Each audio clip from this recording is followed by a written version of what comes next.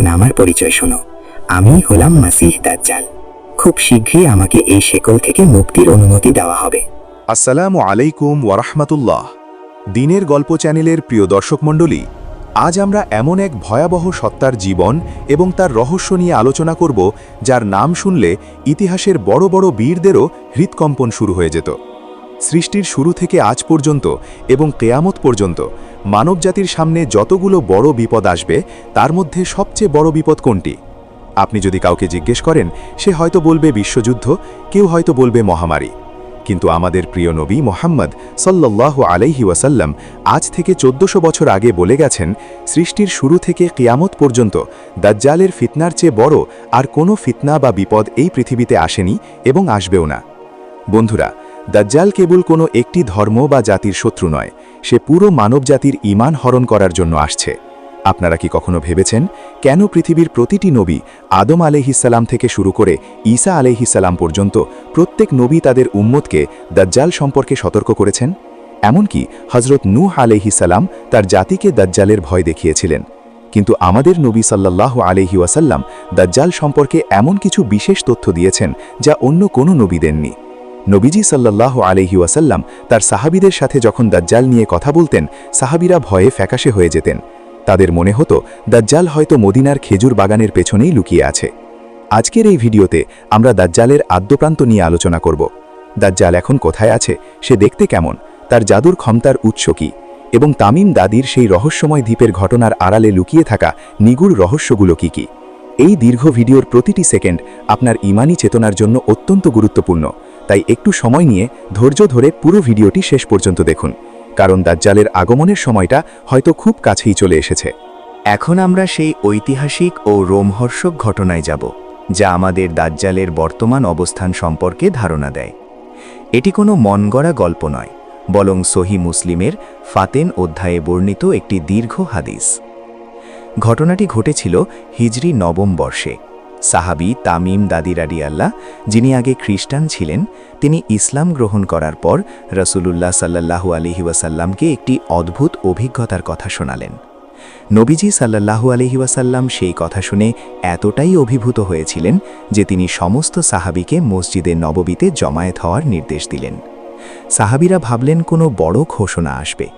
নবীজি সাল্লাল্লাহু আলাইহি ওয়াসাল্লাম হাসি মুখে মিম্বরে বসলেন এবং বললেন, তামিম আমাকে এমন এক ঘটনা শুনিয়েছে যা আমার পূর্বের বর্ণনার সাথে হুবহু মিলে গেছে। শোনো তামিম কি বলছে।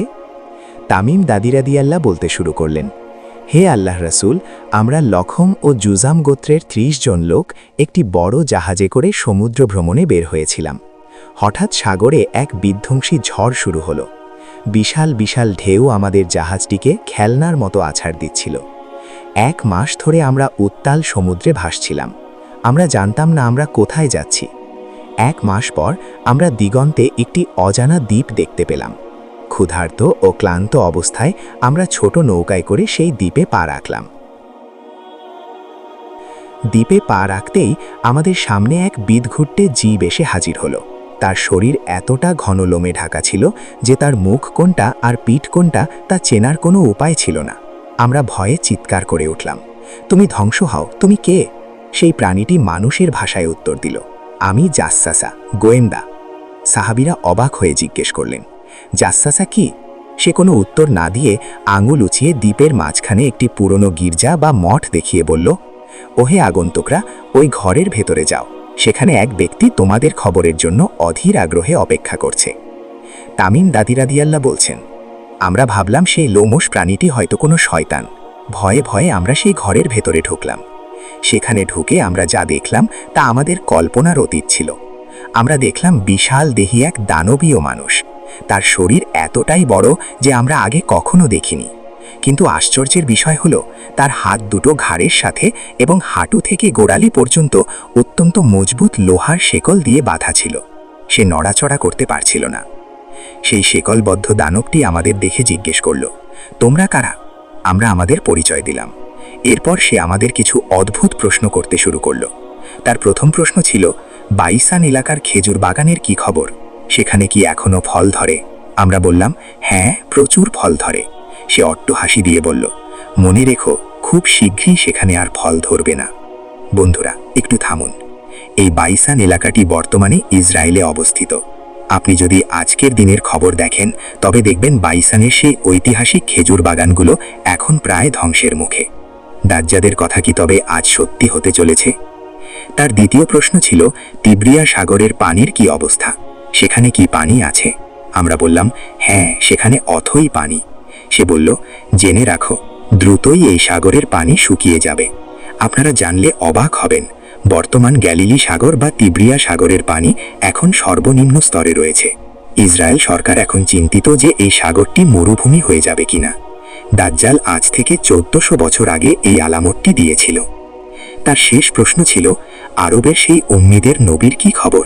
তিনি কি এসেছেন?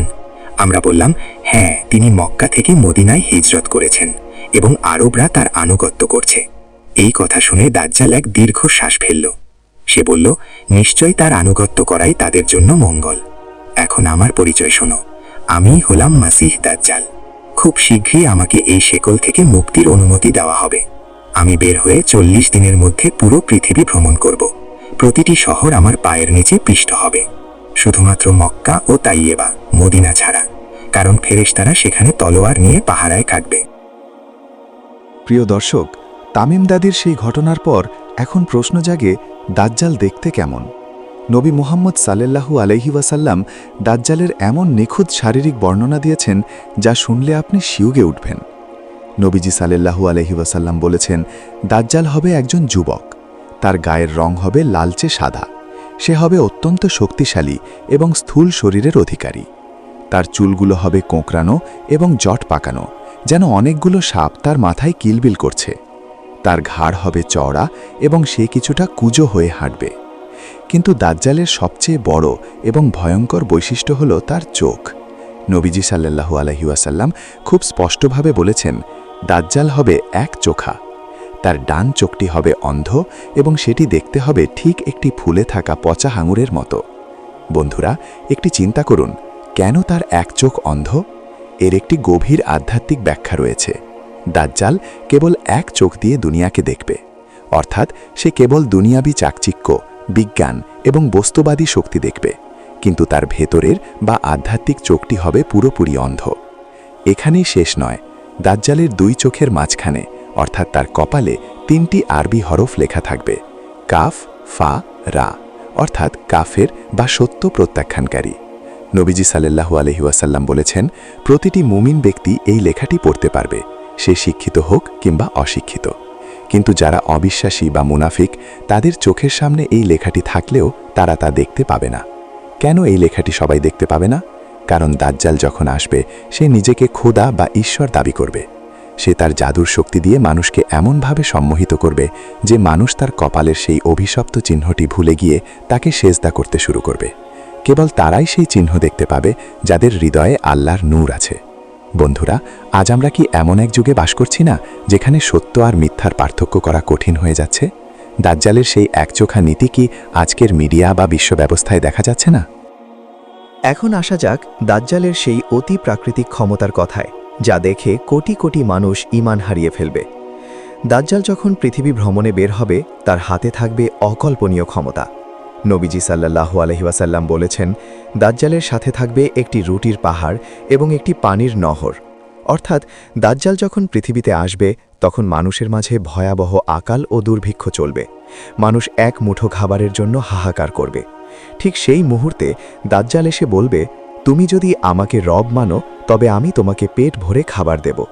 ক্ষুধার যন্ত্রণায় কাতর মানুষ তখন ঈমানের বদলে এক টুকরো রুটির জন্য দাজ্জালের পায়ে লুটিয়ে পড়বে। দাজ্জালের সাথে আরও থাকবে একটি জান্নাত এবং একটি জাহান্নাম। সে যাকে খুশি তার জান্নাতে প্রবেশ করাবে এবং যাকে খুশি জাহান্নামে নিক্ষেপ করবে। কিন্তু নবীজি সাল্লাল্লাহু আলাইহি ওয়াসাল্লাম আমাদের সতর্ক করে বলেছেন, দাজ্জালের জান্নাত আসলে জাহান্নাম, আর তার জাহান্নামই আসলে প্রকৃত জান্নাত। দাজ্জাল যখন কাউকে তার আগুনের পর্তে নিক্ষেপ করবে, মুমিন ব্যক্তি যেন বিসমিল্লাহ বলে সেখানে ঝাঁপ দেয়, কারণ সেই আগুন তার জন্য শীতল হয়ে যাবে। দাজ্জালের জাদুর ক্ষমতা এখানেই শেষ নয়। সে আকাশের দিকে হাত তুলবে এবং আকাশ থেকে বৃষ্টি বর্ষণ শুরু হবে। সে জমিনকে নির্দেশ দেবে এবং মাটির নিচ থেকে দাফন করা গুপ্ত ধনগুলো বেরিয়ে আসবে। দাজ্জাল মৃত মানুষকে জীবিত করে দেখাবে। সে একজন যুবককে তরবারি দিয়ে 2 টুকরো করে ফেলবে এরপর তাকে পুনরায় জীবিত করবে। সে মানুষের মৃত বাবা মায়ের রূপ ধরে শয়তানকে হাজির করবে। শয়তানরা এসে বলবে, হে সন্তান, এই তো তোমার পালনকর্তা, একে বিশ্বাস করো। বন্ধুরা, একবার ভেবে দেখুন, আপনার চোখের সামনে যদি আপনার মৃত বাবা মা এসে দাজ্জালকে ঈশ্বর মানতে বলে, তবে আপনার ঈমান কতটা শক্ত থাকা প্রয়োজন। দাজ্জাল কোনো সাধারণ জাদুকর নয়, তার এই ক্ষমতা হবে আল্লাহর পক্ষ থেকে এক মহাপরীক্ষা। যারা কেবল বাহ্যিক চৌলুস দেখে ভুলে যায়, তারা দাজ্জালের জালে ধরা পড়বে। দাজ্জাল পৃথিবী ভ্রমণে বের হয়ে কতদিন অবস্থান করবে? নবীজি সাল্লাল্লাহু আলাইহি ওয়াসাল্লাম বলেছেন, দাজ্জাল পৃথিবীতে থাকবে মোট 40 দিন। সাহাবীরা জিজ্ঞেস করলেন, হে আল্লাহর রাসূল, সেই 40 দিন কি আমাদের দিনের মতোই হবে? নবীজি সাল্লাল্লাহু আলাইহি ওয়াসাল্লাম বললেন, না, তার প্রথম দিনটি হবে 1 বছরের সমান, দ্বিতীয় দিনটি হবে 1 মাসের সমান, তৃতীয় দিনটি হবে 1 সপ্তাহের সমান, আর বাকি দিনগুলো হবে তোমাদের সাধারণ দিনের মতো। সাহাবীরা আবার জিজ্ঞেস করলেন, হে রাসূল, সেই দীর্ঘতম দিনে যা 1 বছরের সমান, আমরা কি মাত্র 5 ওয়াক্ত নামাজ পড়ব? নবীজি সাল্লাল্লাহু আলাইহি ওয়াসাল্লাম বলছেন, না, বরং তোমরা সময় হিসেব করে নামাজ পড়বে। সুবহানাল্লাহ, নবীজি আজ থেকে 1400 বছর আগেই ঘড়ি বা সময়ের হিসেবের গুরুত্ব বুঝিয়ে দিয়ে গেছেন। দাজ্জালের গতি কেমন হবে? নবীজি সাল্লাল্লাহু আলাইহি ওয়াসাল্লাম বলেছেন, দাজ্জাল বাতাসের তাড়িত মেঘের মতো দ্রুত গতিতে পুরো পৃথিবী ঘুরে বেড়াবে। বর্তমান যুগের দিকে তাকালে আমরা দেখতে পাই সুপারসনিক বিমান বা স্যাটেলাইট প্রযুক্তি, যা চোখের পলকে এক দেশ থেকে অন্য দেশে তথ্য পৌঁছে দেয়। দাজ্জাল হয়তো এমন কোনো বাহন বা প্রযুক্তি ব্যবহার করবে, যা তখনকার মানুষের কাছে ছিল অকল্পনীয়। সে পুরো পৃথিবী চষে বেড়াবে, কেবল 2টি শহর ছাড়া, মক্কা এবং মদিনা। দাজ্জাল যখন মদিনার কাছে পৌঁছাবে, সে মদিনা শহরের ভেতরে ঢোকার চেষ্টা করবে, কিন্তু সে মদিনার উপকণ্ঠে একটি নোনা জমিতে গিয়ে তাঁবু গাড়বে। নবীজি সাল্লাল্লাহু আলাইহি ওয়াসাল্লাম বলেছেন, তখন মদিনার প্রতিটি প্রবেশপথে ফেরেশতারা খোলা তলোয়ার নিয়ে পাহারা দেবেন। দাজ্জাল যখন মদিনার দিকে তাকাবে, সে তার সঙ্গীদের বলবে, ওই দেখো, মুহাম্মাদের শ্বেত প্রাসাদ দেখা যাচ্ছে। সে মদিনা দখলের জন্য বারবার চেষ্টা করবে, কিন্তু ফেরেশতাদের কারণে সে 1 কদমও এগোতে পারবে না। তখন মদিনা শহর 3 বার ভূমিকম্পে কেঁপে উঠবে। এই ভূমিকম্পের ফলে মদিনার ভেতরে লুকিয়ে থাকা সমস্ত মুনাফিক এবং পাপাচারীরা ভয়ে শহর ছেড়ে বেরিয়ে দাজ্জালের দলে যোগ দেবে।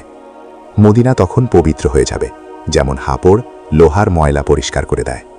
বন্ধুরা, মদিনার সেই শ্বেত প্রাসাদ কোনটি জানেন?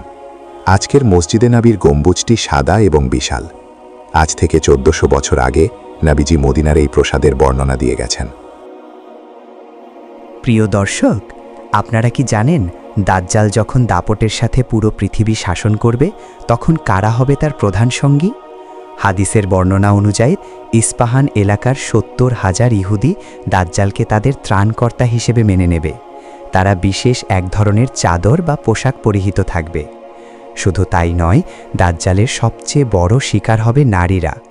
দাজ্জালের জাদু এবং ফিতনা নারীদের মধ্যে এত দ্রুত ছড়িয়ে পড়বে যে নবীজি সাল্লাল্লাহু আলাইহি ওয়াসাল্লাম বলেছেন, শেষ সময়ে একজন ঈমানদার পুরুষ যখন জানতে পারবে দাজ্জাল আসছে, সে ভয়ে দ্রুত বাড়িতে গিয়ে তার মা, বোন, স্ত্রী এবং কন্যাকে দড়ি দিয়ে বেঁধে রাখবে, যাতে তারা দাজ্জালের জাদুর মোহে ঘর থেকে বেরিয়ে না যায়। বন্ধুরা, একবার ভেবে দেখুন পরিস্থিতি কতটা ভয়াবহ হবে। আজ আমরা যখন সোশ্যাল মিডিয়া বা ফ্যাশনের মোহে অন্ধ হয়ে পড়ি, তখন কি আমরা দাজ্জালের সেই ফিতনারই মহড়া দিচ্ছি না? দাজ্জাল আসার আগে মানুষের বিবেক এমনভাবে ধোঁকায় পড়ে যাবে যে তারা সত্যকে মিথ্যা আর মিথ্যাকে সত্য বলে মনে করবে।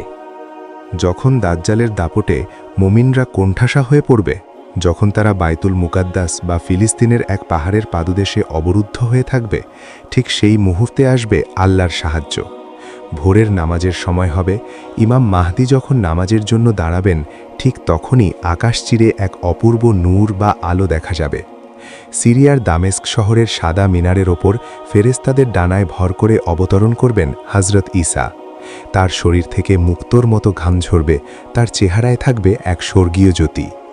ঈসা আলাইহিসসালামকে দেখে ইমাম মাহদি পিছিয়ে আসতে চাইবেন, কিন্তু ঈসা আলাইহিসসালাম তার কাঁধে হাত রেখে বলবেন, নামাজ আপনিই পড়ান, কারণ এই উম্মাতকে আল্লাহ সম্মানিত করেছেন। নামাজ শেষে ঈসা আলাইহিসসালাম বলবেন, মসজিদের দরজা খুলে দাও। ওপাশে তখন দাঁড়িয়ে থাকবে অভিশপ্ত দাজ্জাল এবং তার বিশাল সেনাবাহিনী।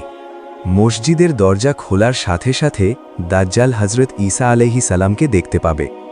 দাজ্জাল তখন বুঝতে পারবে তার ধ্বংসের সময় চলে এসেছে। ঈসা আলাইহিস সালামকে দেখা মাত্র দাজ্জাল লবণের মতো গলতে শুরু করবে। যেমন লবণ পানিতে পড়লে মিশে যায়, দাজ্জালের শরীরের অবস্থায় ঠিক তেমন হবে। সে ভয়ে দৌড়ে পালাতে শুরু করবে। হযরত ঈসা আলাইহিস সালাম তার হাতে একটি হারবা বা ছোট বর্ষা নিয়ে দাজ্জালকে ধাওয়া করবেন। বর্তমানে ফিলিস্তিনের তেল আবিব বিমানবন্দরের কাছে লুদ নামক একটি জায়গা আছে। ঠিক সেই লুদ নামক স্থানে ঈসা আলাইহিস সালাম দাজ্জালকে ধরে ফেলবেন। ঈসা আলাইহিস সালাম তার বর্ষা দিয়ে দাজ্জালের হৃৎপিণ্ড ছিদ্র করে ফেলবেন এবং দাজ্জাল সেখানে চিরতরে শেষ হয়ে যাবে। এরপর দাজ্জালের সেনাবাহিনী পালাতে চাইবে, এমনকি পাথর আর গাছও চিৎকার করে মুমিনদের বলবে, হে মুসলিম, আমার পেছনে একজন দাজ্জালপন্থী লুকিয়ে আছে, তাকে ধরো। কেবল একটি গাছ গারকাদ কথা বলবে না, কারণ সেটি ইহুদিদের গাছ। বন্ধুরা, আপনারা কি জানেন বর্তমানে ইসরায়েল কেন এই গারকাদ গাছ প্রচুর পরিমাণে রোপণ করছে? তারা নিজেরাও জানে নবীজির ভবিষ্যৎবাণী ধ্রুব সত্য। দাজ্জাল শেষ হবে, কিন্তু আমাদের জন্য রেখে যাবে এক বড় শিক্ষা। দাজ্জাল থেকে বাঁচার জন্য নবীজি সাল্লাল্লাহু আলাইহি ওয়াসাল্লাম আমাদের শিখিয়ে গেছেন সূরা কাহাফের প্রথম 10 আয়াত। যারা এই 10 আয়াত মুখস্থ করবে এবং তার অর্থ হৃদয়ে ধারণ করবে, দাজ্জাল তার কোনো ক্ষতি করতে পারবে না। আমরা যা শিখলাম তা কেবল শোনার জন্য নয়, বরং ঈমানকে মজবুত করার জন্য। দাজ্জালের ফিতনা হয়তো আমাদের খুব কাছেই। আমাদের কাজ হলো সত্যকে চেনা, অশ্লীলতা থেকে দূরে থাকা এবং নিয়মিত নামাজের পর সেই দোয়াটি পড়া, আল্লাহুম্মা ইন্নী আউযু বিকা মিন আযাবি জাহান্নাম ওয়া মিন ফিতনাতিল মাসিহিদ দাজ্জাল। আল্লাহ আমাদের সবাইকে দাজ্জালের ফিতনা থেকে রক্ষা করুন, আমিন। আজকের ভিডিওটি ভালো লাগলে শেয়ার করুন এবং দিনের গল্প চ্যানেলের সাথেই থাকুন। দেখা হবে ইনশাআল্লাহ অন্য কোনো ভিডিওতে। আসসালামু আলাইকুম।